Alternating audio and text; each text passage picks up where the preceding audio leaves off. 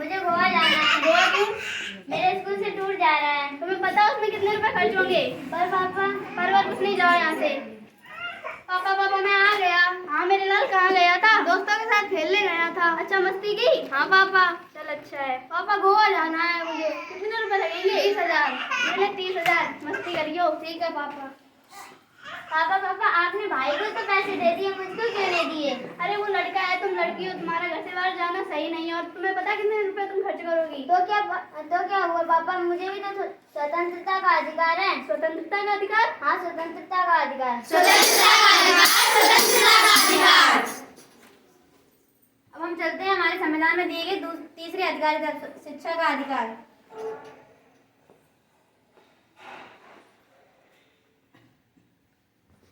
अरे तुम यहाँ? मैं यहाँ आगे की पढ़ाई के लिए अपना दाखिला करवाने आई हूँ। क्या तुम्हें पता है आगे के लिए कितना खर्च होगा?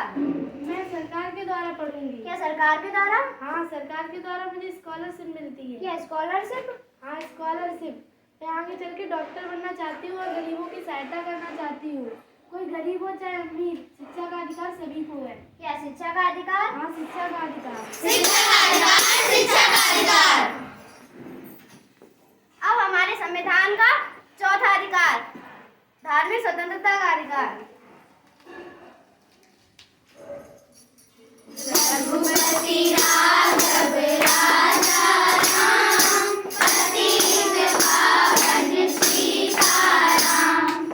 अरे भाई, तुम कौन हो? यहाँ पर क्या कर रहे हो? अरे हम मुसलमान नहीं, हमारा स्थान है, हम यहाँ पे नमाज पढ़ते हैं। नहीं, ये हमारा स्थान है। नहीं, ये मेरा स्थान क्या ला रखा है?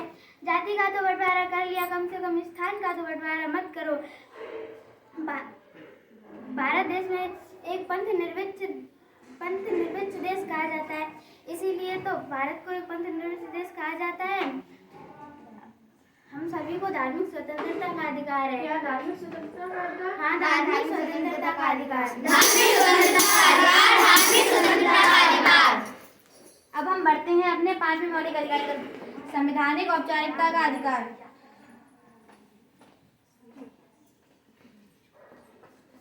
रुको, तुम्हें ये रेड लाइट नहीं दिखाई दे रही है? तो रही है, लेकिन मैं जल्दी में हूँ। तो क्या हुआ, नियमों का पालन तो करना ही पड़ेगा। ओ मैडम, तुम्हें पता है मैं किसका बेटा हूँ? किसके बेटे हो? मैं डीसीपी का बेटा हूँ। अच्छा, तो तुम डीसीपी के बेटे हो तो तुम्हें दुगना चालान देना पड़ेगा। वो क्यों? क्योंकि तुम तो बड़े पद के हो और तुमने नियमों का भी पालन नहीं किया। अपना लाइसेंस दिखाओ। वो क्यों? क्योंकि कानून सब लोगों के लिए बराबर है और सभी लोगों को संवैधानिक औपचारिक अधिकार है। संविधान औपचारिकता का अधिकार? हाँ, संवैधानिक औपचारिकता का अधिकार। सुनो बात हमारी, सुनो बात हमारी, अब हम बढ़ते हैं अपने 6वें मौलिक अधिकार, शोषण के विरुद्ध अधिकार।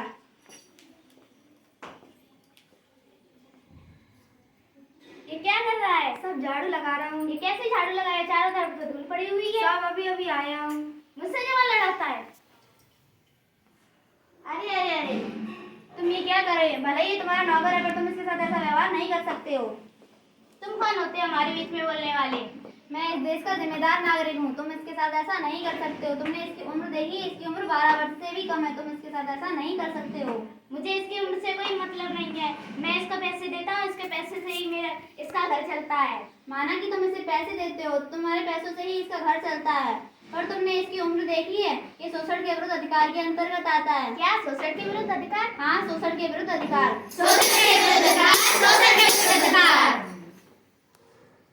अब हम अपने संविधान के मौलिक अधिकारों को दोबारा दोहराते हैं।